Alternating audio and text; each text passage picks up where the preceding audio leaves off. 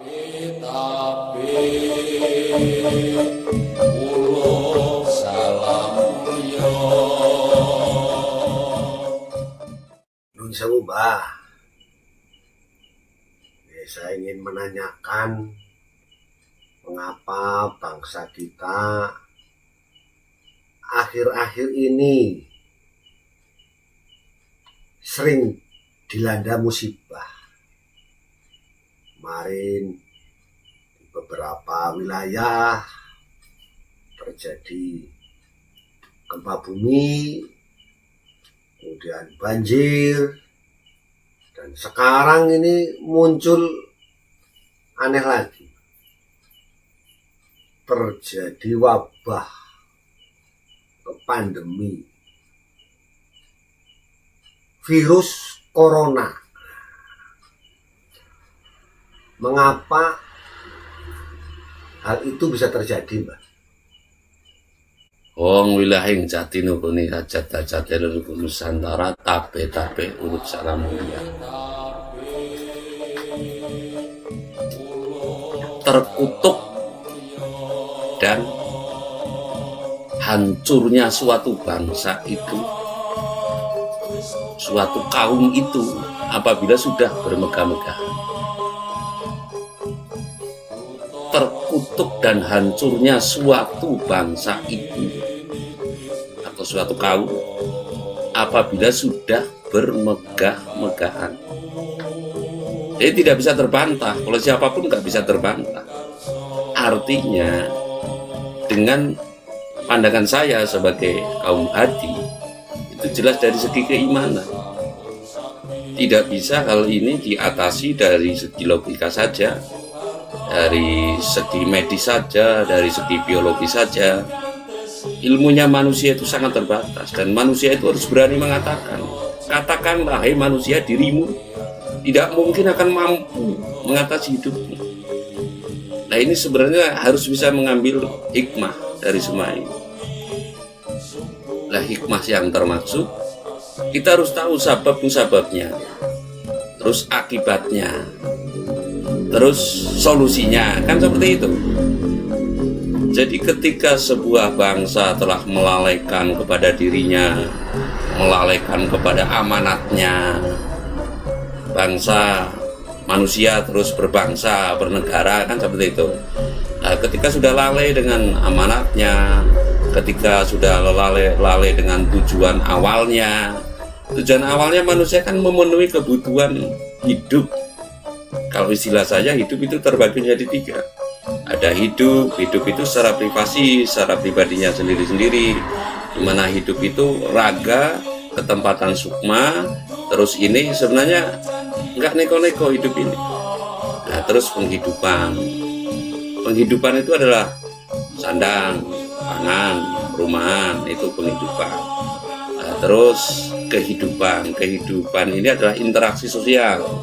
Interaksi sosial itu ada bersilaturahmi, ada ibarat sosialisasi, rapat demi kepentingan umat secara agamanya gitu, tapi bukan berarti yang berlebihan. Nah, pada dasarnya kebutuhan manusia ini dibagi menjadi 3. 1 itu keperluan. Perlunya manusia apa? Kedua itu kepentingan, pentingnya manusia. Kalau keperluan manusia jelas sandang, papan, pangan, sudah. Kepentingan ini tatkala manusia itu emergensi, contoh dalam kondisi sakit, contoh lagi dalam kondisi kena bencana seperti ini, atau secara kalau privasi itu umpamanya, oh ini anaknya sedang mandi di sungai, tenggelam dan sebagainya, itu kan kepentingan kita harus menolong umpamanya. Terus sakit ini gimana, harus tertolong, itu kepentingan. Jadi keperluan, kepentingan. Nah, yang ketiga ini sekunder, keinginan manusia. Lah sekarang sudah didominasi oleh justru keinginan, bukan keperluan dan kepentingan. Sehingga manusia itu tanpa konsepsi berjalan. Amanat manusia sudah tertinggalkan, terlalaikan. Adapun pembelajaran dalam sebuah agama, dalam sebuah doktrinasi yang sifatnya kerohanian, yang sifatnya membuahkan hasil rohani yang bagus, akhirnya juga dikomersialisasikan karena mengejar sebuah keinginan, target sebuah keinginan ini bermegah-megahan, moh kasoran cara Jawanya, tidak mau lebih rendah dari yang lain, kok lebih tinggi, soal lebih tinggi, tidak memikirkan kualitas, tapi justru yang dikejar sebuah kualitas. Nah, akibatnya ya kuantitas ya, yang dikejar itu kuantitas, sehingga lalai ini lalai itu asal diri kita senang. Nah, dalam diri kita senang kan bagaimana caranya kita mendapat untuk bagaimana kita bermegah. Bahkan yang penting cara anunya itu casing. Kalau sudah tertipu oleh casing bahaya sekali itu. Karena bahayanya itu ya akhirnya sekarang dilihat saja. Untuk bisa bermegahan itu jelas kan nominalnya finansial. Nah, karena targetnya itu finansial, untuk bisa mencapai bermegah-megahan ini harus ada finansial. Akhirnya liberalisme itu terjadi, baik terang-terangan maupun tidak. Akhirnya terang-terangan kan. Selama ini liberalisme itu masih kucing-kucingan. Sebenarnya cari duitnya itu sudah liberal ini. Cari duitnya itu dengan menghalalkan segala cara. Liberalisme dengan cara kapitalisme sampai bakulotek itu pedagang kecil itu bagaimana itu bisa keuntungan yang sifatnya finansial semata, eksploitasi uang semata. Hanya peredaran uang itu peredaran uang yang dipaksakan, peredaran uang yang sudah tidak pakai nurani. Bakulotek, bakul cilok diutangi sekian 100.000, nerimanya 90.000, nanti harus melunasi 120.000. Apa itu? Nah, baik secara hukum agama maupun hukum negara, kalau memang sudah tertata, nggak demikian. Nah, liberalisme ini sudah merajalela sekarang, sehingga manusia itu sudah betul-betul mendapat kutukan. Nah, itu kutukan karena sudah tidak mengindahkan, akhirnya hancur. Setelah terkutuk kan hancur, terkutuk dan hancurnya sebuah bangsa itu, sebuah kaum itu, manakala sudah bermegah-megahan. Sebab target dari hidup itu bukan megah, target dari hidup mestinya itu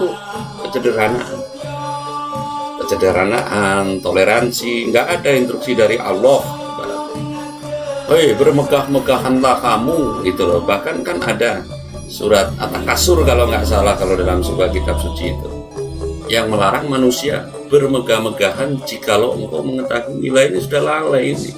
Banyak orang yang membaca kitab tapi melanggar kitab itu sendiri. Lah, kuncinya, solusinya ini sebenarnya dari zaman ke zaman itu hanya kaum Brahmana dan kaum Ksatria kuncinya.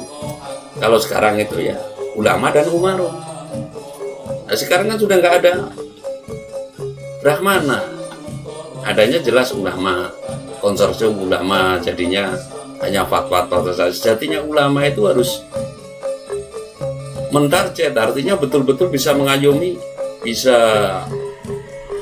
mengatur umat, bisa menata umat, bisa mengurusi umat dari segi kerohanian, yang akhirnya bermentalitas, bermoralitas yang bagus, dari ucapannya bagus, dari tindakannya bagus.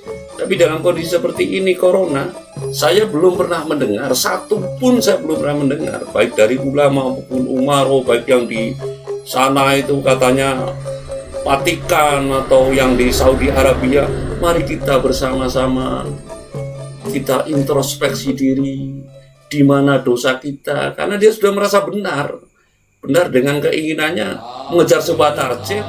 Jadi kesuksesan manusia itu semata-mata sekarang kemegahannya yang diukurkan. Konyol banget ini. Sudah, kalau boleh saya ngomong kasarnya, itu sudah amoral, tindakan yang tidak bermoral sudah. pembangunan rohani sudah dikomersialisasi, mentalitas yang bagus sudah nggak ada. Tidak ada sekarang. Ya kalau kita punya presiden, taruhlah seperti Pak Jokowi, mari rakyat Indonesia seluruhnya kita introspeksi kekeliruan kita di mana, terus bagaimana solusinya, kita harus bagaimana mencari solusi. Nah, karena dia nggak, ya kalau boleh saya ngomong, seluruhnya sekarang sudah tidak mengenal kesejatian. Kesejatian itu apa ya? Jadi seolah-olah memang begini, seolah-olah itu manusia itu berbuat baik, tapi di dalam kebaikan itu bermotif. Artinya solusi daripada ini semua sebenarnya kuncinya pada ulama dan umaro atau kaum brahmana dan kaum ksatria. Kalau Indonesia itu nggak mengenal ulama sebenarnya dari dulu, mengenalnya brahmana. Kaum brahmana atau kaum pujangga sebagai penasihat raja kalau dulu, kalau sekarang ya sebagai penasihat presiden. Nah di sini kolomnya itu harus dalam kolom ulama. Ulama ini yang membina presiden, artinya ketulusan itu juga nggak bisa dipalsukan. Ketulusan, kesederhanaan, kesederhanaan yang dipalsukan itu kan akhirnya terungkap juga sekarang perlahan-lahan. Terungkap bukan oleh wartawan yang mendeteksi, karena wartawan itu sekarang juga sudah tidak punya kepekaan batin karena nggak ada tuntunnya batinnya. Jadi kuncinya sekarang, solusinya adalah mencari ulama yang sesungguhnya, ulama yang supiah, bukan ulama yang supiah. Lalu sekarang ulamanya dibentuk, ulama kok dibentuk oleh SMS, bayangkan. Ini jadinya apa ini negeri ini? Ulama dipolling oleh SMS, kan ulama SMS. Sekarang ngajinya orang sekarang itu dengan orang yang mencari duit, bukan mencari ridho ilahi, itu nggak ada. Ngaji sekarang berbondong-bondong ngaji dari Cilacap ke Jakarta agar bisa menghadap dengan sebuah yang diidolakan. Idola itu kemenangannya dari SMS. Ini ulama TV, ulama supiah, bukan ulama sufiah. Solusinya itu adalah mencari orang yang tulus, brahmana yang tulus, ya, ksatria yang tulus, untuk bisa memberikan solusi baik secara lahir maupun batin. Kalau sudah seperti ini, namanya apa? Solusinya mestinya mencari solusi batin, karena sudah tidak mungkin akan cukup diatasi dengan logika saja. Dan niscaya pasti ada, sebab sebaik-baiknya orang pasti ada buruknya, dan seburuk-buruk manusia di muka bumi ini kan sudah terkutuk, tapi masih ada satu atau beberapa orang yang tidak terkutuk. Kuncinya setelah itu mungkin nanti mendapat nasihat dari brahmana itu, bahwa sederhanalah, tuluslah. Ini sebenarnya solusi, bukan terus nantinya harusnya mendapat solusi malah mendapat solasi, terisolasi, ada lockdown, ada apa, itu sudah bukan solusi lagi. Artinya jangan menganggap corona ini adalah yang membahayakan lebih daripada sebuah petir. Apalagi kalau kita menengok sejarah kita sejarah atau kisah dari leluhur kita, lubang bledek wis dicekel. Ibaratnya Jokowi itu juga harus bangga. Jokowi itu keturunan wong sing bisa nyekel bledek, halilintar dipegang. Jokowi kita semua kaum Bati itu adalah keturunan kaum sing bisa ngawini widadari tidak di sorga tapi diturunkan di bumi dan menurunkan para raja tanah Jawa. Untuk itulah yang namanya Nusantara ini kalau dikuasai pemimpinnya oleh bangsa luar, selain Jawa kalau boleh saya ngomong, bukan egoisme atau saunisme gitu, nggak ada. Tapi memang jadi janganlah menjadi pemimpin jika tidak punya jiwa dharma yang besar, tidak mau mengkaji dirinya, artinya bertapa brata, punya guru spiritual yang betul. Nah, kayak Ken Arok saja kan punya Empu Gandring, ya kan? Kayak Soekarno saja, kalau Soekarno itu merantai sendiri, itu betul-betul kekuatan wahyu. Kalau Pak Harto punya Romo Tiga.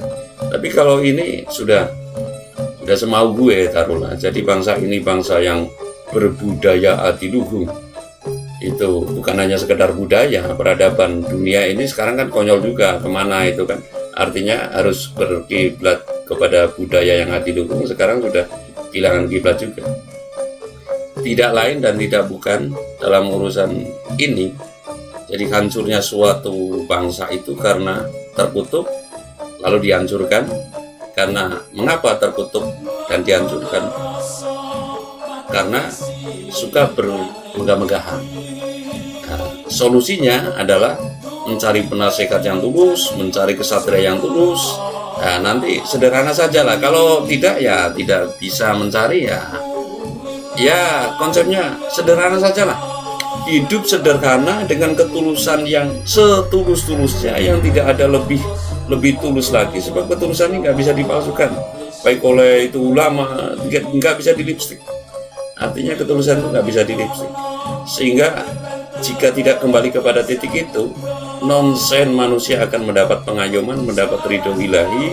Nonsen manusia itu akan bisa hidup sejahtera tanpa konsepsi yang betul-betul dikembalikan lagi kepada kodratinya manusia, bahwa sebuah manusia di muka bumi ini sebagai khalifah bid'ah. Tapi apapun alasannya, khalifah itu di antara khalifah juga ada yang lebih berkhalifah. Jadi saya rasa itu artinya kita harus introspeksi diri, kita harus mematangkan mengeluarkan jati diri kita mencari yang sejati untuk bisa negeri ini, bahkan dunia ini terlepas dari wabah-wabah dan bencana-bencana yang demikian. Intinya, mengapa negeri ini terjadi daripada corona ini, banyak wabah dan musibah dan sebagainya, itu sebenarnya nggak sampai hati saya mengatakan, karena terkutuk. Karena terkutuk, timbullah wabah, artinya untuk mengarah kepada kehancuran. Dan tidak mungkin akan berhenti jika tidak ada sebuah konsepsi yang jitu, yang berdasarkan kepada ketulusan. Saya rasa demikian. Terima kasih, Syari. Manggono rasa matur isi